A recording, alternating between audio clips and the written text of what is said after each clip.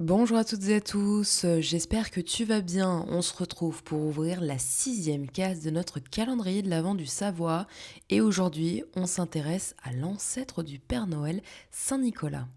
Il faut remonter vers l'an 270 pour découvrir un jeune garçon né à Patara en Turquie. On raconte qu'il aimait déjà aider les autres en secret sans rien attendre en retour. En grandissant, il devient évêque de Myre, un rôle dans la religion catholique. Il veille alors sur les habitants de sa ville. Et c'est là que naissent les histoires qui vont le rendre célèbre. On dit qu'il aurait ressuscité 3 enfants tués par un boucher, qu'il aurait laissé en cachette de l'or pour aider un père pauvre et ses filles, qu'il aurait calmé une tempête pour secourir des marins. Peu à peu, Saint Nicolas devient le protecteur des enfants, des voyageurs ou encore des étudiants. À sa mort, le 6 décembre 343, les habitants commencent à célébrer sa fête chaque année.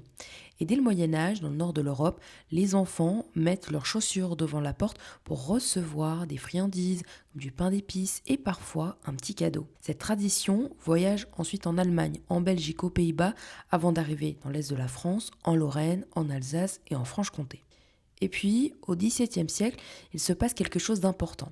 Les familles des Pays-Bas partent vivre en Amérique et emportent avec elles leur personnage préféré, Sinterklaas, qui veut dire Saint Nicolas. C'est là-bas que le Père Noël et Saint Nicolas se rencontrent et se passent le relais pour les cadeaux.